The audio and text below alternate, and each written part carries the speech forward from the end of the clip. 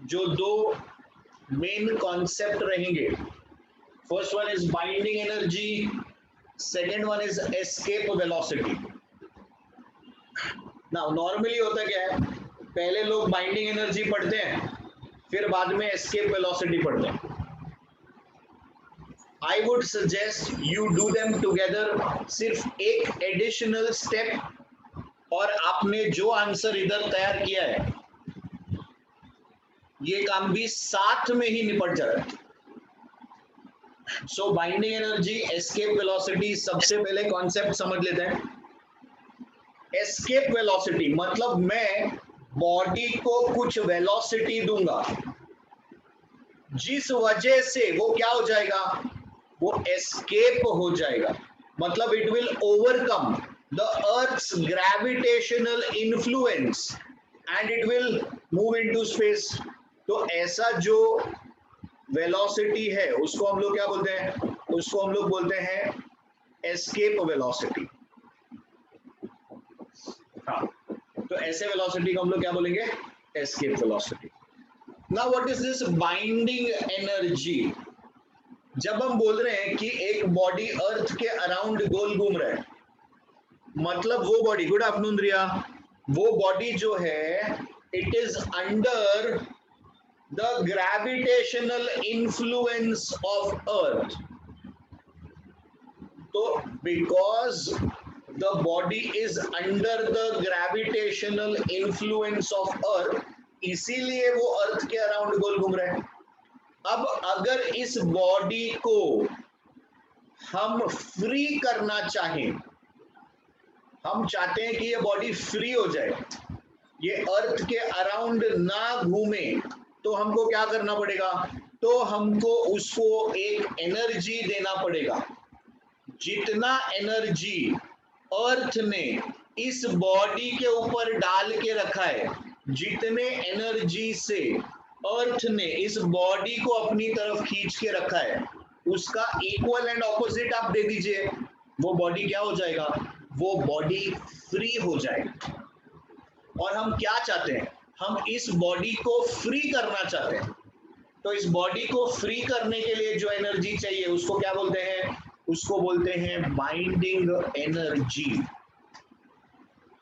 तो अब एक मिनट सोचिए और देखिए, क्या ये दोनों चीज मिलता जुलता नहीं है?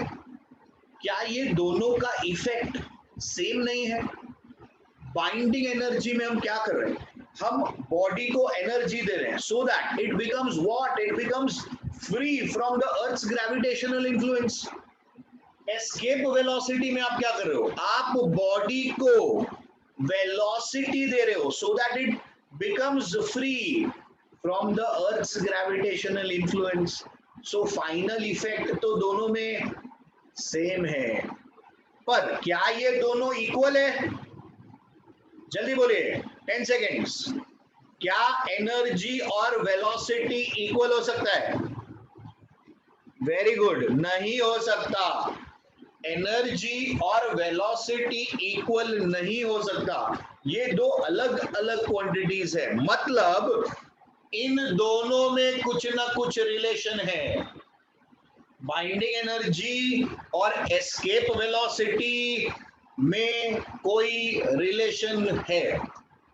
तो अभी हम जो करना शुरू करेंगे, तो उसमें बाइंडिंग एनर्जी का डेरिवेशन करेंगे, एस्केप वेलोसिटी का डेरिवेशन करेंगे और इन दोनों का रिलेशनशिप भी देखेंगे। तो उसके पहले let's have a look at the definitions. Binding energy, so what is binding energy? The minimum energy that must be given to a satellite so that it becomes free from the Earth's gravitational influence. What is escape velocity?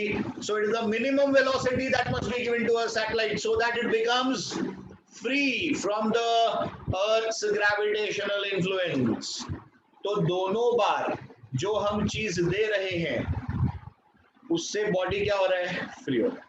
Energy दोगे तो binding energy और velocity दोगे तो वो escape velocity. So students let's move ahead. ये हो गया आपका डेफिनेशंस। सो डेफिनेशंस तो आप डेफिनेटली याद कर ही लोगे। So let's move on to the derivations now. Please ध्यान देना, एज आई सेड कि कॉन्सेप्ट तो दो ही था, हम दो कॉन्सेप्ट पे खेल रहे हैं, एक बाइंडिंग एनर्जी का कॉन्सेप्ट है, दूसरा एस्केप वेलोसिटी, नाम दो ही है, but answer as I said there are 8 answers that we will be developing. हम उसको 8 है, हम उसको 4 करेंगे और फिर 4 आंसर्स को भी हम 2 बना के लर्न करने की कोशिश करेंगे। ठीक है, तो अपना एम क्या है, effectively we are studying for 8 answers, उसका 4 करना है और उसका 2 करना है। चलिए प्लीज ध्यान दीजिएगा।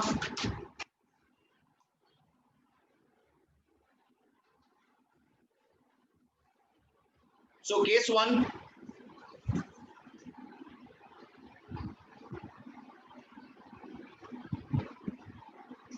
तो पहला आंसर देख रहे हैं हम लोग,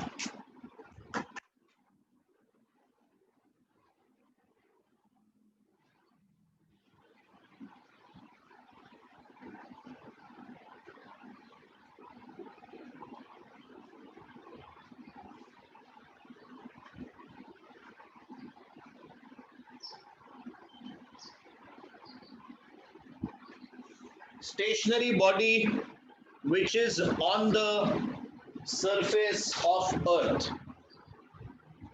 चलिए let us consider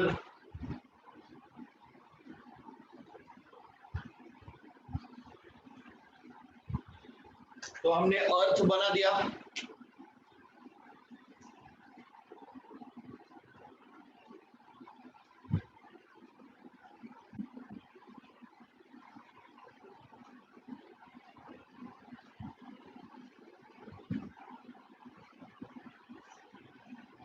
so as usual diagram देख के आपको समझ गया होगा, point number 1, so point number 1 हम क्या लिखेंगे, let capital M mass of earth, capital R radius of earth, small m mass of the body, and where is it situated, on the surface of earth. so पहले point में हमने ये basic info दे दिया। Now point number 2, students please ध्यान दीजिएगा, this is important. So point number 2, what is the kinetic energy of this body? Come on students, what is the kinetic energy of this body?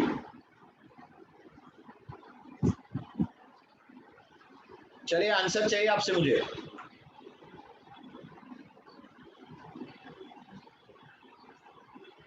What is the kinetic energy of this body? I'm very sad to see the best of my students giving me such answers. So kinetic energy of this body is 0.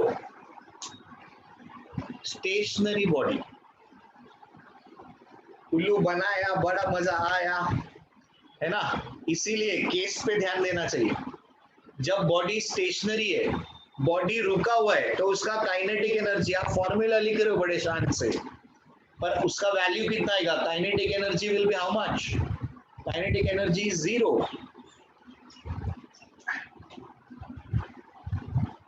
I hope समझ में आया सबको kinetic energy क्यों 0 लिखा है। Stationary body on the surface, आप ऐसा भी लिख सकते थे, body at rest on the surface, if that makes you more comfortable. So kinetic energy 0 है। पोटेंशियल एनर्जी, अब देखिए पोटेंशियल एनर्जी का हमको फॉर्मूला क्या मालूम है, हमको मालूम है potential energy is equal to mgh,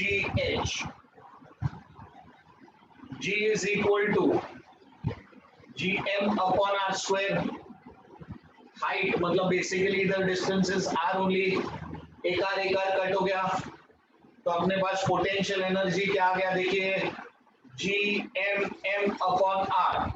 Now since earth is pulling this body downward, so we say potential energy is negative, so this is minus gmm upon r. Yes, minus sign comes because this body is being pulled down by earth. and therefore you get minus GMM upon R. पर ये नहीं लिखने,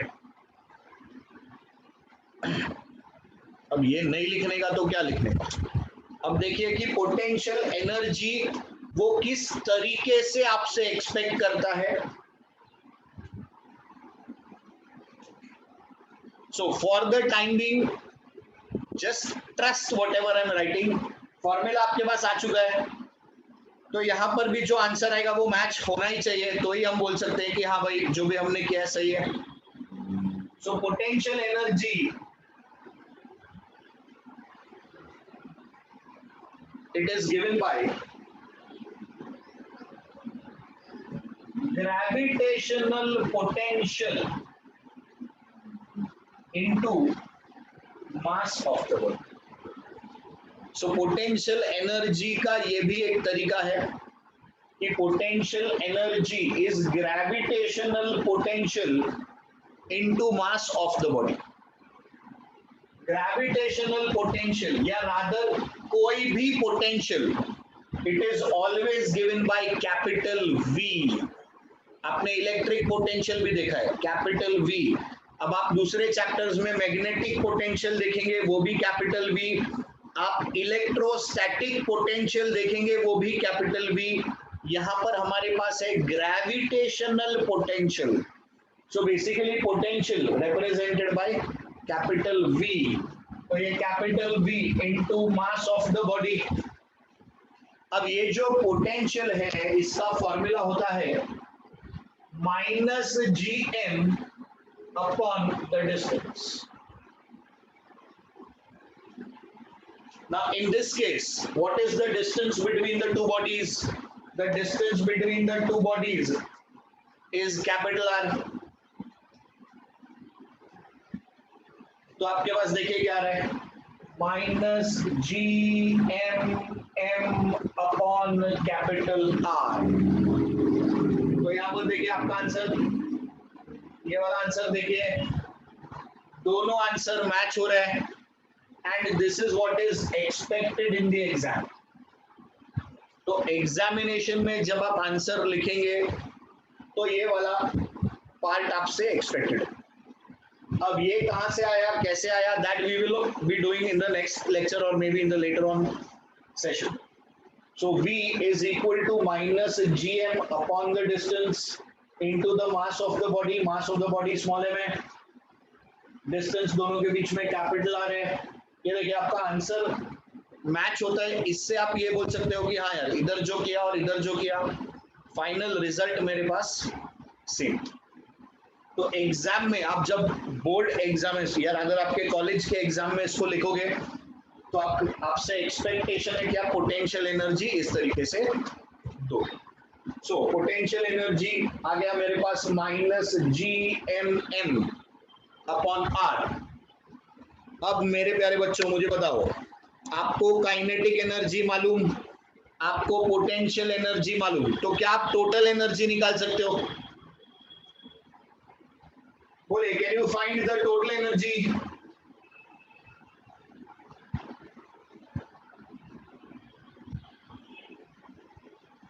So you know kinetic energy, you know potential energy. Now we will find the total energy. It is going to be kinetic energy plus the potential energy. Very good. Kinetic energy कितना है? 0. Potential energy है ना आपके पास. So total energy minus GMM upon R. तो इस case में सी case to case बहुत सारा चीज वेरी होता है students. In this particular case your potential energy and the total energy is the same. Very good है के। तो ये आपका टोटल एनर्जी आ गया माइनस GMM अपॉन R। अब देखिए एक स्टेटमेंट अगर आप नहीं लिखते हैं तो आपके नंबर कटेंगे एंड जो फुल मार्क्स नहीं ला पाते बच्चे, आपने बहुत अच्छा पढ़ाई किया है बट जब आप आंसर्स लिखते हो, there are certain things which they expect from us, और वो न देना हमको ज्यादा भारी पड़ जाता है। और उसमें क्या चीज आता है, देखिए एक स्टेटमेंट आपको लिखना बहुत जरूरी है इधर, the negative sign indicates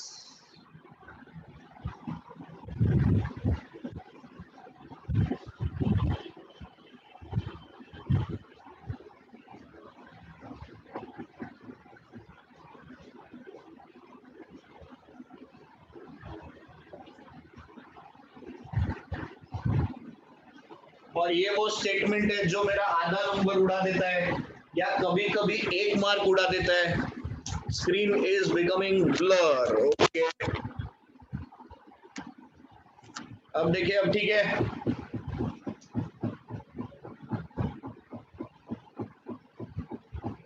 okay, so let's just go through the process once again. हमने केस क्या लिया, stationary body on the surface या body which is at rest on the surface. पहला पॉइंट डायग्राम से आ गया, फिर काइनेटिक एनर्जी निकाला, पोटेंशियल एनर्जी निकाला, टोटल एनर्जी निकाला। टोटल एनर्जी हमेशा नेगेटिव मिलेगा। अब स्टूडेंट्स, नेक्स्ट स्टेप जो हमारे पास है, जो मेरा मेन स्टेप है, उस पे प्लीज ध्यान दीजिए। Now I want to find out binding energy and escape velocity. अब देखो मैं क्या कर रहा हूं, ये आपका पोटेंशियल इधर से हटा के I am writing here only, तो ये अपने पास कंटिन्यूएशन में आंसर आएगा। तो PE is equal to V into N. This is gravitational potential into mass.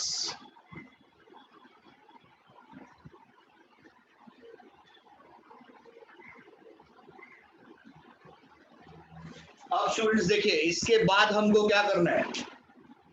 So this is under the Earth's gravitational influence. Point number 5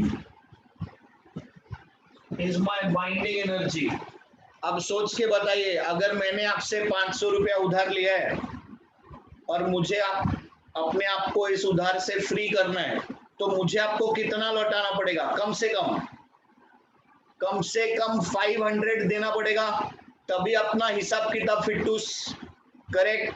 तो उसी तरीके से अर्थ ने -GMM अपॉन R डाला हुआ है। हम चाहते हैं कि ये फ्री हो जाए, तो आपको अर्थ को कितना एनर्जी देना पड़ेगा? चलिए बोलिए, I am waiting for your answer. शाबाश जॉर्डन। तो binding energy will be minus of your total energy. जो भी टोटल एनर्जी है उसका उल्टा देना पड़ेगा आपको। तो आपको कम से कम +GMM अपॉन R देना पड़ेगा। तो जब आप +GMM अपॉन R दोगे तो आपका बॉडी क्या हुआ? आपका बॉडी हो गया फ्री। तो ये आ गया आपका बाइंडिंग एनर्जी। ये देखिए, ये आपका डेरिवेशन हो गया बाइंडिंग एनर्जी का। अभी इसी के साथ साथ ही हम एस्केप वेलोसिटी भी खत्म कर देंगे। जैसे ही आप किसी बॉडी को बाइंडिंग एनर्जी देते हो, आप किसी बॉडी को बाइंडिंग एनर्जी देते हो, तो वो बॉडी बाइंडिंग एनर्जी लेके उधर ही बैठा रहेगा क्या? नहीं, वो बॉडी हो गया फ्री। अब वो भाग जाएगा।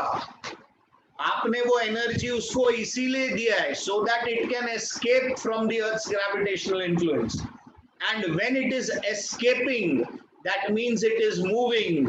Energy on account of motion is which energy? It is kinetic energy. Students, relation देखिए, binding energy is half mve square. तो बाइंडिंग एनर्जी क्या है? बाइंडिंग एनर्जी का और एस्केप वेलोसिटी का रिलेशन समझिए। जब किसी बॉडी को बाइंडिंग एनर्जी मिलता है तो वो एस्केप वेलोसिटी से भाग जाता है। So that energy is giving the movement to that body and therefore this kinetic energy का relationship between them। अब आप बाइंडिंग एनर्जी का वैल्यू इधर सब्स्टिट्यूट कर दीजिए तो आपको मिलेगा G M M upon R half mve square. देखो कुछ कैंसिल हो रहा है क्या? स्मॉल m कट हो गया। अभी क्या चाहिए देखो अपने को चाहिए एस्केप वेलोसिटी तो ऊपर and the square root. So ve is equal to square root of 2gm upon r। and my dear students, this is your derivation for escape velocity। मतलब अगर आपका क्वेश्चन है बाइंडिंग एनर्जी तक तो यहाँ तक लिखो, छोड़ दो, आंसर खत्म हो गई बात। इसी क्वेश्चन में अगर वो आपको पूछ लेता है stationary body on the surface का एस्केप वेलोसिटी निकालो, लिखो यहाँ तक, हो गया आपका आंसर। तो यही चीज आपकी आप जब बुक में पढ़ोगे तो क्या करते हो, पहले 2-3 पेज बाइंडिंग एनर्जी सिखाते हैं, फिर से 2-3 पेज अलग से एस्केप वेलोसिटी सिखाते हैं। उसका मतलब ही नहीं है। जब आप ये चीज एक साथ खत्म कर सकते हो तो उसका सेंस नहीं बनता है। Now please go through the steps, try to understand this first derivation only. पहला ही डेरिवेशन समझ लोगे तो सेकंड वाला लॉलीपॉप। चलिए इसका पिक ले लीजिए प्लीज।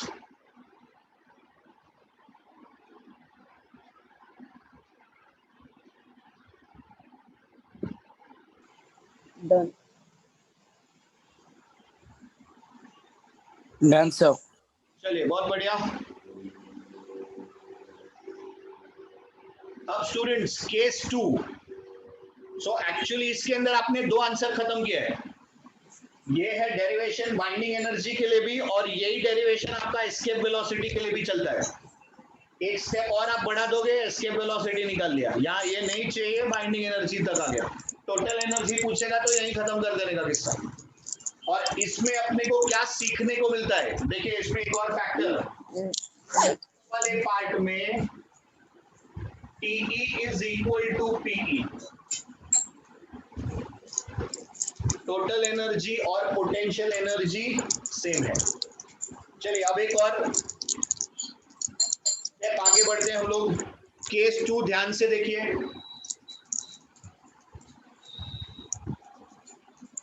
केस 2, स्टेशनरी बॉडी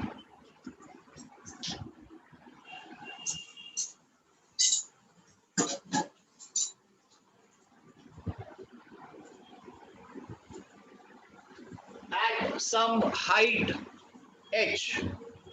तो अब आपको कुछ भी दिमाग नहीं लगाना है, पूरा का पूरा आंसर सेम रहेगा।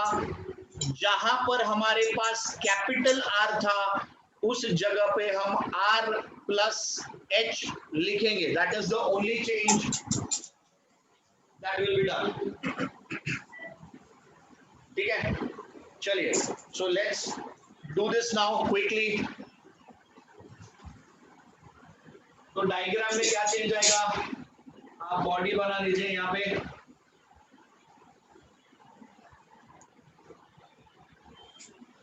Situated at some height h, kinetic energy same रहेगा, कोई चेंज नहीं है क्योंकि पहले भी बॉडी स्टेशनरी था, अभी भी स्टेशनरी है। ये आपका जो v है इसमें क्या चेंज आएगा, this is r plus h, so this is r plus h। So total energy में this is r plus h, so binding energy में this is r plus h and therefore escape velocity में this is r plus h। तो as I said, ये देखिए और आपके 2 answer तैयार हो गए। केस बदल चुका है। It is stationary body at some height h. Yes, it is easy. If you've understood the first derivation, the second one is definitely easy. भाई अंगूठा दिखा दो सब लोग जरा, अगर समझ में आ गया है तो, so that we can move on to the third one. इसमें किधर भी कुछ डाउट है किसको?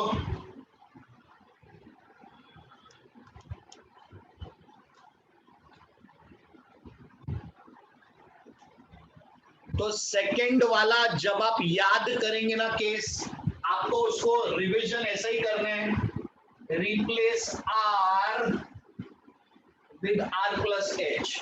जो फर्स्ट केस में आर था वो सेकंड केस में आर प्लस एच है, बात खत्म. बट ऑब्वियसली आपके फॉर्मूले चेंज हो गए, तो ये चीज आपको याद रखना पड़ेगा, ध्यान में रखना पड़ेगा कि जब आप क्वेश्चन पढ़ रहे हो, सी थियोरी में बहुत सिंपल लगता है, बट जब आप न्यूमेरिकल्स में आते हो वहीं पे अपने को डिसाइड करना पड़ता है कि ये फर्स्ट केस है, सेकंड केस है, थर्ड केस है कि फोर्थ केस है. चलिए let's come to the third case. Third case is the most important case from all the four cases. Fourth वाला इसका एग्जैक्टली उल्टा हो जाएगा, जैसे 1 2 था वैसे ही 3 4 है. तो students let's move on to the third one.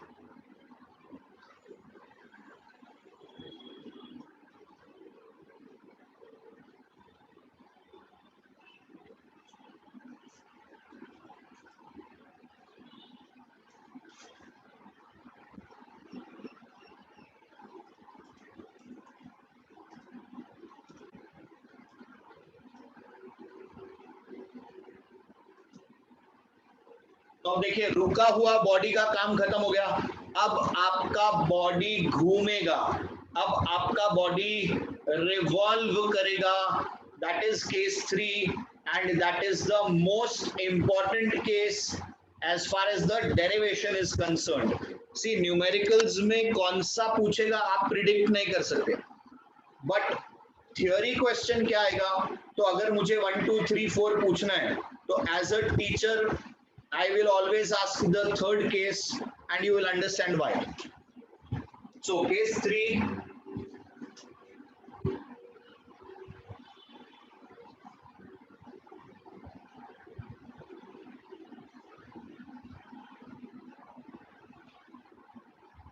तो मेरा बॉडी कैसा हो गया, रिवॉल्विंग बॉडी.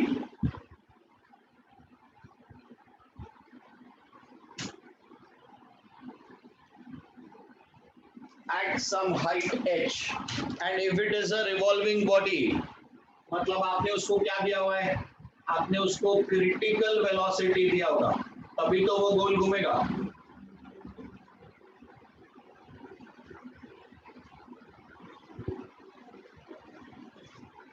तो अब देखिए फर्स्ट पॉइंट आपका, let capital M mass of earth, capital R radius of earth, small m mass of the body, it is situated at some height h, let vc be the critical velocity. तो जो कुछ भी हम diagram में करते हैं वो हमको यहाँ पे रिप्रेजेंट कर देना. अब यहाँ पे हो गया चेंज. क्या चेंज है देखिए, इस बार हम काइनेटिक एनर्जी कैलकुलेट करेंगे. So kinetic energy,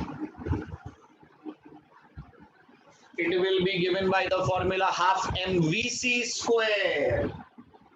जिस वेलोसिटी के वजह से घूमना शुरू हो गया है वो क्रिटिकल वेलोसिटी है, so it is half mvc square. तो अगर आप vc का फॉर्मूला भूल गए तो आपका गेम खत्म हो गया. So this is half m. What is my VC? Square root of gm upon r plus h the whole square. Square और स्क्वायर रूट एक दूसरे को कैंसिल करेगा, तो हमको मिलेगा kinetic energy half GMM upon R plus H। बोलो भाई काइनेटिक एनर्जी समझ में आ रहा है क्या सबको? अंगूठा दिखा दो तो मेरे समझ में आ जाएगी बात। काइनेटिक एनर्जी क्लियर है क्या?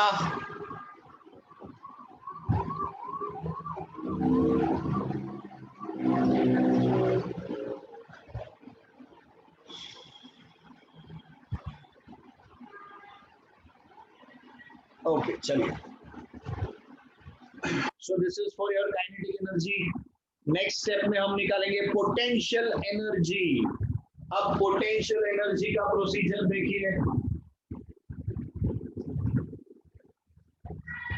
तो हमने सीखा था potential energy is gravitational potential into mass of the body. Gravitational potential कैसे निकालते हैं? It is equal to minus gm upon the distance. Distance कितना है? r plus H into this mass m। तो ये हो गया minus gmm upon r plus H. तो ये है अपना पोटेंशियल एनर्जी। बाबू लोग देखो इधर, काइनेटिक एनर्जी निकाला तुमने, पोटेंशियल एनर्जी भी निकाल लिया तुमने, अब तुमको निकालना है टोटल एनर्जी। सो पॉइंट नंबर 4 आप निकालोगे टोटल एनर्जी। टोटल एनर्जी कैसे निकलता है? काइनेटिक प्लस पोटेंशियल करके निकलता है। अब लगाइए दिमाग और बताइए आंसर।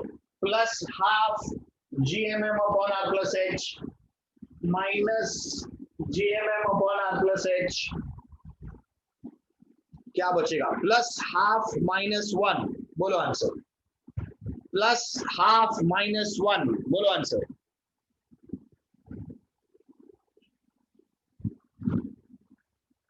तो आपके पास बचेगा minus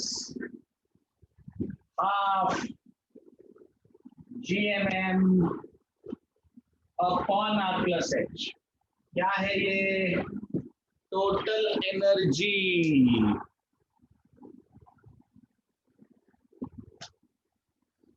plus half minus 1। So plus half minus 1 will give you minus half, my dear students. चलो बहुत बढ़िया।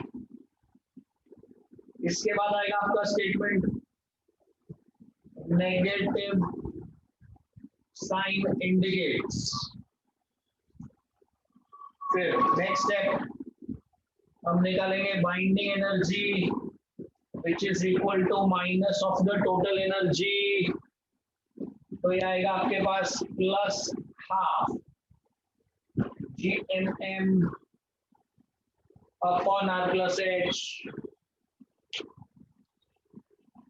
अभी बाइंडिंग एनर्जी को देखिए, काइनेटिक एनर्जी को देखिए। बाइंडिंग एनर्जी को देखिए, काइनेटिक एनर्जी को देखिए। मतलब जो आपका काइनेटिक एनर्जी है और बाइंडिंग एनर्जी है वो सेम है। काइनेटिक एनर्जी को देखो, टोटल एनर्जी को देखो, पूरा का पूरा एक्सप्रेशन सेम है, इधर एक माइनस साइन है। अब ये मैं आपको क्यों समझा रहा हूं बार बार, वो एग्जाम में आपको एक 4 मार्क का क्वेश्चन पूछता है। वो क्वेश्चन आपको पूछेगा find kinetic energy, total energy, potential energy, binding energy. और अपनी एक आदत है, अपने पास गिवन है, फॉर्मूला है, तो अपन लग जाते हैं काम पे। फिर आप 4 बार निकालते हो और फिर बाद में आप बोलते हो पेपर कंप्लीट नहीं हुआ, बहुत लेंथी पेपर दिया था और मेरा तो इसके अंदर ही बहुत टाइम चला गया। अरे क्यों निकाला तुमने टाइम यार? तुमको सिर्फ एक कुछ तो भी एक कैलकुलेट करना था। अगर तुमने काइनेटिक एनर्जी निकाल दिया, therefore binding energy is equal to kinetic, formula लिखो, it is equal to kinetic energy value. Total energy formula लिखो, इसके जो भी इधर आंसर है उसके आगे एक माइनस साइन डालो। पोटेंशियल एनर्जी इसका डबल है विद द ऑपोजिट साइन। तो ये होता है स्मार्ट वर्क जो अपने को उस टाइम पे क्लिक नहीं होता। एनीवेज, सो बाइंडिंग एनर्जी हो चुका है। अब अपना एक पार्ट बाकी है विच इज एस्केप वेलोसिटी। चलो भाई, last step, escape velocity, point number 6। तो क्या लिखेंगे आप? VE is equal to half mve square. ये आपका रिलेशनशिप बाइंडिंग एनर्जी और एस्केप वेलोसिटी का। बाइंडिंग एनर्जी का क्या फॉर्मूला है आपका? Half GMM upon R plus H। अब देखिए क्या होगा, हाफ कट एक m कट, तो आपका जो एस्केप वेलोसिटी है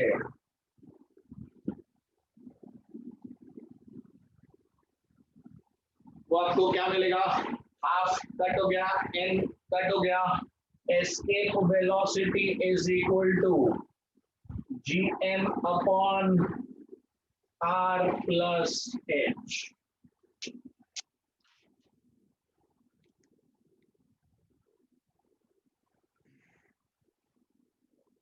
देखिए आपको डेरिवेशन समझ में आ रहा है क्या पूरा?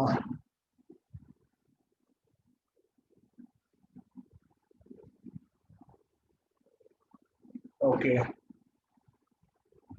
सो माय डियर स्टूडेंट्स, आपको शायद पता नहीं चला होगा, आपने 6 आंसर कर लिए हैं और लास्ट वाले जो 2 आंसर है वो हम लोग जनरली केस छोड़ देते हैं। क्यों छोड़ देते हैं? अब वो केस क्या होगा?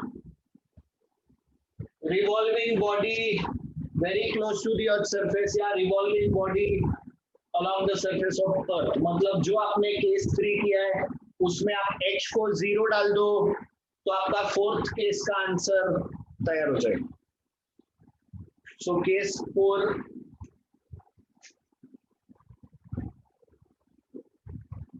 is your homework.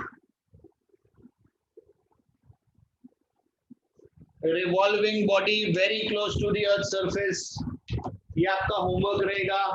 यहाँ पर आपको क्या करना है? आपको h के वैल्यू को 0 सब्स्टिट्यूट करना है in derivation number 3 and you will get your complete answer for derivation number 4। वैसे आज तक का रिकॉर्ड है, थ्योरी में ये कभी नहीं पूछा, न्यूमेरिकल्स में ये आता है। न्यूमेरिकल्स में, that is why I said there are 4 cases in numericals, but theoretically the third case is very important. Most of the times तीसरे वाले का ही डेरिवेशन पूछा गया है या फिर first case, if not the third one then the first one। Second fourth ये हम न्यूमेरिकल्स के पॉइंट ऑफ व्यू से करते हैं। तो अब एक बार हम पूरा प्रोसीजर देख लेते हैं। यहाँ पर ये बॉडी को आप इधर पास में बनाओगे, कैपिटल M रहेगा, R रहेगा, M रहेगा, नियर द सरफेस ऑफ अर्थ रहेगा, BC रहेगा। यहाँ पर H खत्म, इधर H खत्म, इधर H खत्म, इधर का H खत्म, इधर का H खत्म, इधर H खत्म, and therefore इधर भी H। So the only thing that you have to remember or the only thing that you have to do in the fourth case is, third case में H को 0 डालना। तो second case में हम लोग ने R प्लस H किया था, यहाँ पर जहां पर भी H है वो आप माइनस कर दो, या आप ऐसा कर सकते हो R प्लस H में से H माइनस कर दो। तो सेकंड केस में you are doing plus H, fourth case में you are doing minus H। So students, just have a look at this. You have done 8 very useful and important formulae, and seriously I am telling you, all this is happening in record time, and I